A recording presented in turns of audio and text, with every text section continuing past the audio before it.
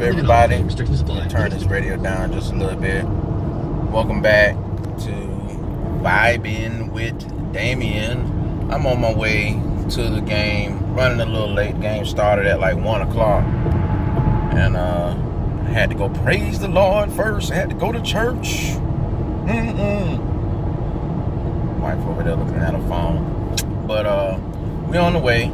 Finna get ready to get in here and see what's going on. Catching a little bit of what's going on the radio.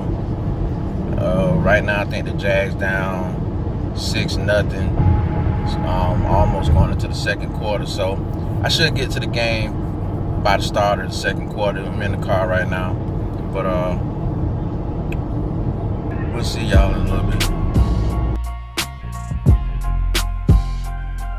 What's up, YouTube? And thank you for coming back, checking out Vibing with Damien. It's your boy, Damien. First thing I want everybody to do is please hit that like button and subscribe. Turn on your notifications so you can see anytime I upload any new videos to my channel.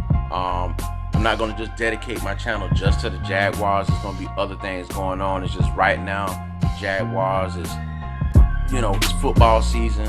I am a season ticket holder, so I do attend most of the Jaguar games. Today, I did get a chance to attend Houston versus Jacksonville today at TIAA Bank Field. Got there a little bit late, as you saw in the previous part of the video. Got there a little bit late. Had to go praise the Lord today. Had to go to church this morning first. You know what I'm saying? So I did get there a little bit during the second quarter. So, got a chance to enjoy a little bit of the game. Again, so thank you for coming back. Real quick, as everybody know, those of you that have been watching my channel and taking a look, I do try to give my input, little analysis on the game priorly. I'm a Jaguar fan, so if you're not a Jaguar fan, I'm sorry. You know what I'm saying? I try to come on here and give some other little updates as well if I can. So please, again, hit that like and subscribe button. Turn on your notifications so you'll know anytime I upload any video to my channel.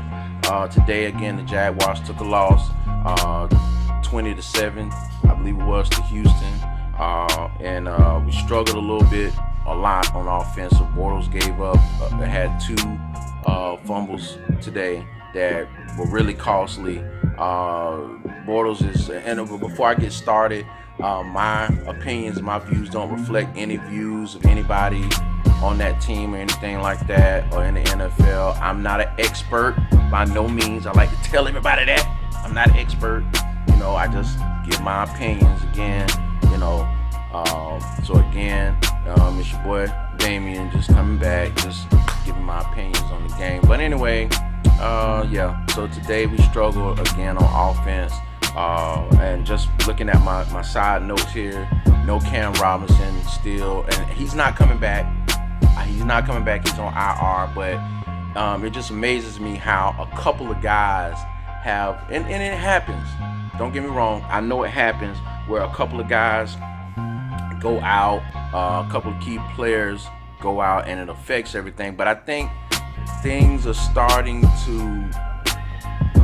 The players that are missing, and I keep harping. I had a guy behind me today say, when are we gonna put some of this on the coaching staff? Now, I've been saying this for weeks now, that our coaching staff, and I'm talking offensive and defensive coordinator, have a hard time adjusting when things are not going as planned.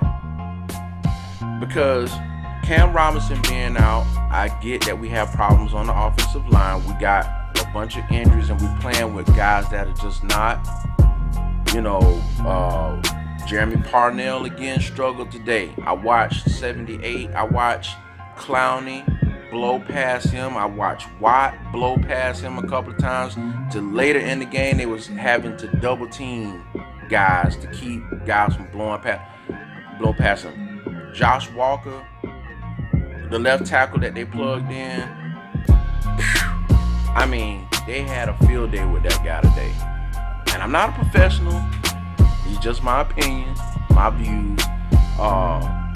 Again, no Leonard Fournette is killing us because, again, They are making us beat. Teams are making us beat them with Blake Bortles. And if teams know that that's our weakness, again today, the game was over at the half.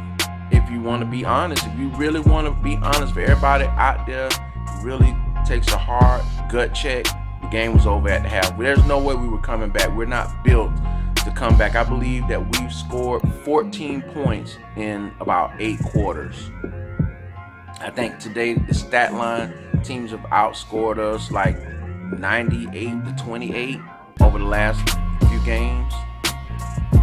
You know, last week we let a guy that hadn't had a 100-yard receiving game get another 100 yards in Cole Beasley and get 2 touchdowns. So there's some things that's going on. And I can go on and on. I told a guy today on offense, I don't think we scare anybody. Fournette really masked the fact that we needed a quarterback, and our offense was built. It's been on. If you're a Jag fan, you've been listening at the radio shows. Our offense was built around the power running game, the power run game. So that's why we had to go back and go trade a 5th round draft pick for Carlos Hyde. Jamal Charles, we brought him in, but he's not a power runner. Jamal Charles has to get in space, and if he doesn't get any space, you know, we threw a couple of screen passes to him today. It's showing that he's not his game speed is not as fast as it should be. I know we're gonna get some people say, well, we know Bortles was benched at the half today, so they brought in Cody Kessler. Now, I've had my thoughts on Cody Kessler since the preseason. I think he's a pretty decent quarterback. I think that his ball delivery, his ball placement is better than Bortles. I've said that as well.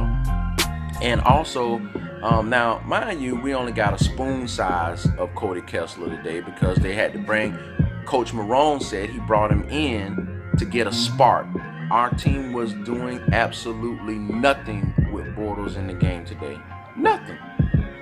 They weren't responding. We had players dropping balls, wide receivers dropping balls, not getting open, not getting any separation. And I think this is coming back. Us not truly replacing Allen Robinson. Mind you, he might have wanted to walk. He might have wanted to go to another team. I don't know. I just know the Allen Robinson deal and the Marquise Lee deal were not that far apart. They were almost identical. So us not truly replacing him and getting a wide receiver, a big wide receiver on the outside is hurting us. But again, you still got to have a quarterback that can get him the ball, that can get him in the right spots. And Allen Robinson, every time you turned around, was getting 50-50. He was getting 50-50 balls, having to go up and climb the ladder to get the ball. And maybe he got tired of that. Maybe he got tired of not having a quarterback that can put the ball where it needs to be. Again, I'm not an expert. I just go off what I see. But Cody Kessler, ball placement today was a lot better. And if it wasn't for a drop that turned into an interception, I mean, the ball hit TJ Yeldon right in the chest, and maybe they not used to somebody putting the ball right on him, he wouldn't have had an interception today. So again, this stuff is just my opinion. I just think that, again, we have issues with making adjustments when it's time to make an adjustment. Maybe it's our scheme. I know earlier in the week, Coach said, and don't quote me, but he did say we were overdoing stuff too pretty on defense. On offense, we need to get back doing the things, I'm paraphrasing, that we do great and not over scheming things. That was your head coach that said that early in the week before the game. So yeah, that was Coach Marone that made that statement this week, saying that we need to get back to doing things that we do great. After the game today, I'm sure it's all over social media. Calais Campbell had to break up a fight in the locker room. Well, not a fight, but it was the media had to be pushed out, and Calais Campbell, it was an altercation of some sorts in the locker room. Probably frustration to being on a 3-game losing skid. That'll frustrate a team that was supposed to be ready to make a Super Bowl run. But doesn't look like that's what's happening. I'm not jumping off the bandwagon. I'm a season ticket holder. I'm going to be there. I've been there for the bad seasons as well as for the good ones. But you know what? Y'all, listen, I respond to my comments. Somebody left some comments on my vlog last week. Leave your comments. Tell me what you think. Tell me what you think is going on. And I'll address it and we can talk about this in the next vlog. You know what I'm saying? Well, the football vlogs anyway. Then again, Marone had to pull Blake Bortles because he needed a spark.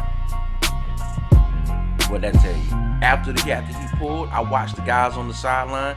I watched Miles Jack on the sideline after Cody Kessler scored the touchdown that almost got took back because the referees wanted to say he was past the line of scrimmage.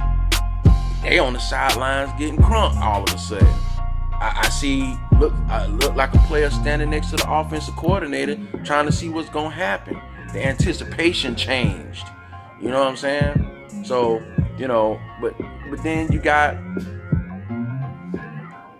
my boy Jalen Ramsey coming in and making a comment saying that, and this is what the social media put out, Twitter put out. After the game, he made the comment, ain't nobody gonna say it because we can't. It ain't right.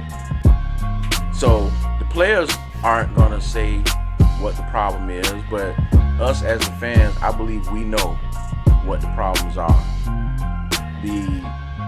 I believe the defense coordinator doesn't know what to do and call a defense to adjust when it's time to adjust to what a team's doing. And I believe our offensive coordinator doesn't have any offensive creativity because we don't have the power running game. So I'm going to get ready to end this video.